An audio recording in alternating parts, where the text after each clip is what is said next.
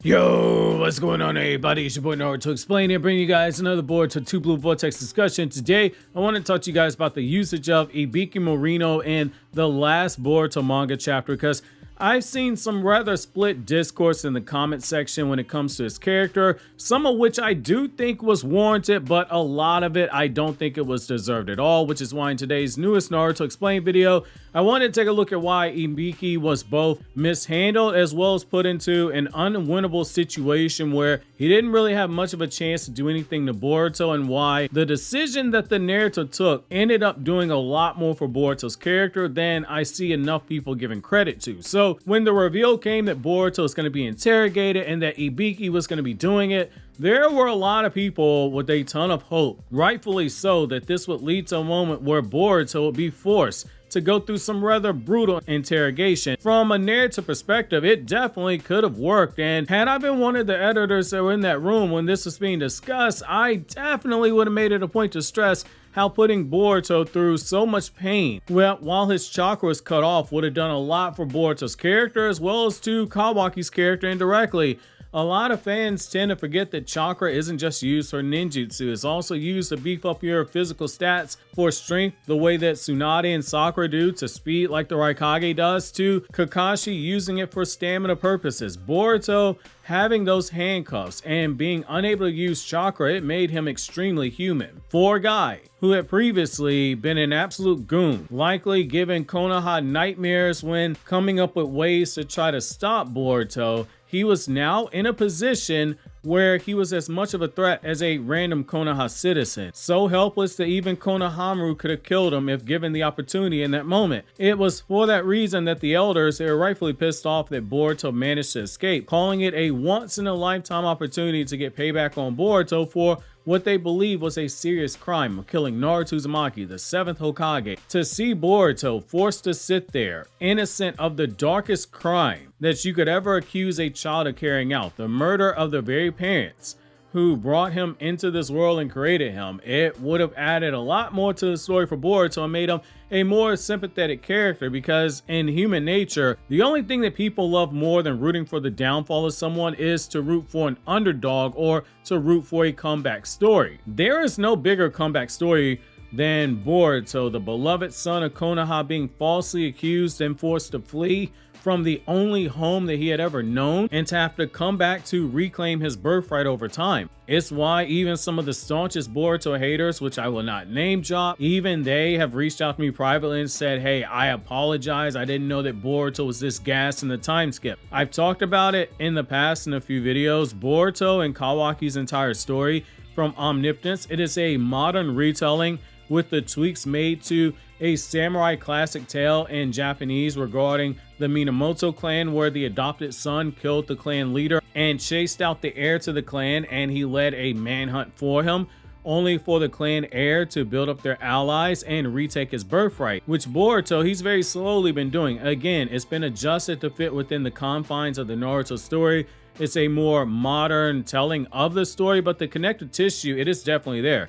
Seeing Boruto endure all that torture would have given fans even more reason to root for Boruto, while also transferring a lot of heat, to use a wrestling expression, onto Kawaki, because it makes you as a reader feel more disgust for the dishonorable actions of Kawaki, because he knows the truth, but he isn't lifting up a finger to stop it from occurring. Kawaki is in his right to believe that Boruto is a threat that needs to be eliminated when you take the emotion out of it, but the way he's going about it, it's all wrong. And when you're this deeply invested in a character, you have to continue to build heat on him so that when he eventually gets to a point where he is seemingly at the point of no return, it makes for the redemption feel that much more earned, similar to what we saw with Kishimoto do with Sasuke and Akira Toriyama do with Vegeta. Both of their characters were seen as irredeemable, only to get redeemed.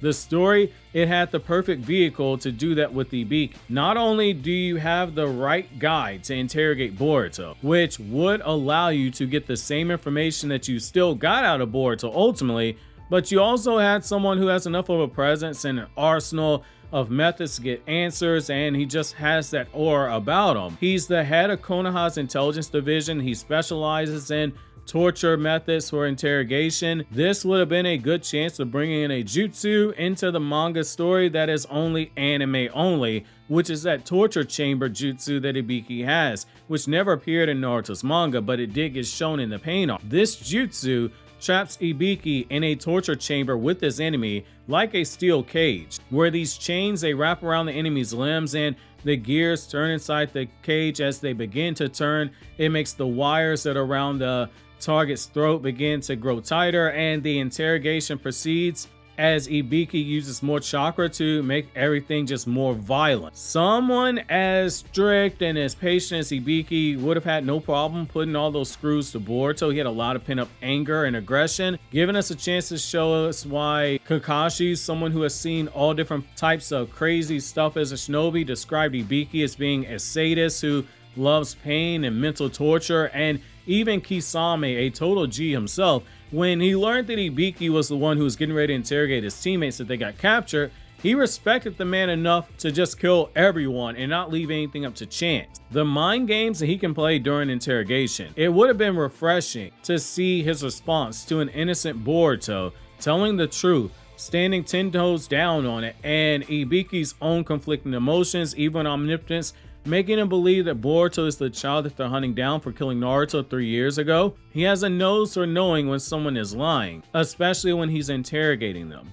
Like we saw when Karin was telling her web of lies to all the simps that were guarding over her in Naruto's manga. There was a lot here that you could have worked with had the narrative chosen to go with it. However, I get the reason for not going down this path. I totally understand it. While I do believe there was more benefit here to having Boruto suffer a bit, I also get the reason why you just outright avoid it. Boruto went out of his way to comply with Konoha to make it clear, I'm not a threat to you guys. If he stayed silent and Ibiki was forced to use torture, it would have made it harder to shake the perception that they have of him being a threat. That's not to say that they would ever have believed him regardless as to what he said, because they already made it up in their minds. They were going to extract intel from him and then they were going to kill him. The ghost of Hagoromo, he could have come down and he could have served as a witness credibility testimony for Boruto, and they still would have given this guy the death penalty as a result. So it makes sense why Boruto took the path of, I'll just tell them everything I know within the confines of what I can, because there's certain stuff Boruto just can't disclose to them. You also run the issue of, while Boruto is without his chakra, there's still a pretty noticeable gap between Boruto without any chakra and Ibiki. I know it's going to hurt some people's feelings, but it's true. They have been there for a pretty long time waiting for Ibiki to do enough damage to Boruto. The guy, he ate a punch right to the face by Ibiki, a pissed off Ibiki at that, and he was getting his face slammed into the table. And the only thing that this did do is it accomplished Boruto making a smart ass remark to Ibiki and proving that that table did more damage to Boruto than Kawaki and Code combined in Boruto 2 Blue Vortex. So I do understand the decision, as well as the fact that you could accomplish the same thing in terms of the info being gained without the need for some over-the-top interrogation. It does a lot for Boruto's character in the way that the chapter presented a lot of this stuff. He was the one in control despite the fact that he was the one in handcuffs. It's ironic.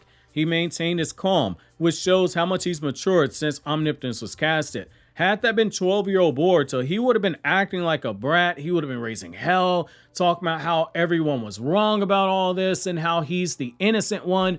Boruto's someone who is presented as knowing that there's nothing he can really do right now about his situation. The only thing he can do is understand how high the deck is stacked against him and not do anything to further stoke the flames any higher than absolutely necessary. Even with Konoha not realizing it, he told them the information that they would need in order to protect themselves, letting them know exactly what it was they were dealing with and how dire the situation was. He was only 15 years old, but already he has the safety of an entire village on one shoulder and the hatred of the same village on the other shoulder, and the hopes of the entire world on his back. And despite being as tired as he is, he harbors no resentment towards the village for their actions. He knows they don't know any better. He forgives them. He could have just blown Kawaki's whole spot up, but he didn't, because he wants to resolve things with Kawaki in a manner that ideally will be in-house and not make things any worse for Kawaki than they are. Because if Kawaki gets too desperate, he might go even more unhinged like Boruto told Shikamaru when they previously talked. In order to solve things with Kawaki, Kawaki has to willingly be brought on board. Boruto had so much on his mind, and he handled it in a mature fashion, which has the narrative setting it up for us as readers to applaud Boruto for the way that he did this. In fact, the way that he endured all of this. And then when he left the interrogation room, he still stated he wanted to work with Konoha, albeit it would be on his terms moving forward. It showed that Boruto was exactly what he was presenting himself to Konoha as, which is someone who's not a threat to the village. Narratively, this was the better route to go. So I'm not really mad at it at all. However, I do think the discourse from the people who felt that Ibiki was misused is completely understandable. Ibiki has fans, even if it's only 10 fans, but he has fans nonetheless. And this is a situation tailor-made for him to show up. And while I again would have argued for it, I think ultimately this decision was for the best because of how it highlighted Boruto's maturity and simultaneously showed how hate-filled Konoha has become after Naruto's quote death at the hands of Boruto, and how smug Kawaki's gotten and how he's still comfortable taking the coward's way out when it comes to dealing with Boruto. This accomplished enough for all the characters involved that I would argue the payoff is higher here without the need for melodrama. And the interrogation stuff, while it would have been nice in terms of fan service, it might have ended up being something that wasted pages in the chapter, since as a monthly manga in V-Jump magazine, Boruto is only allotted 40 to 43 pages a month to tell its story. So I understand not wanting to slow it down any further. That's why I think this is a lose-lose situation, because you are not going to be able to appease both sides of the fandom. Longtime viewers have heard me say repeatedly, the moment you write a story trying to appease all your fans, you're never going to tell the story you want to tell, because it is your job as a writer to convince readers that what they think they want isn't what they want, but instead the story you're telling is the story they need to consume. It is your job to convince them of that. I think in the long run, this helps Boruto's character more than any other character from this chapter that we interacted with. Even if it means Ibiki doesn't get to flex those interrogation muscles the way that makes him as iconic as this Black Clover video essay on the left side of the screen for my Anime Explained channel, which I highly recommend checking out, or this 9-year YouTube anniversary Q&A we did here on Naruto Explained yesterday, which thank you so much for 9 years of support here on YouTube, because Shinjuu DNA is love and Shinjuu DNA is life.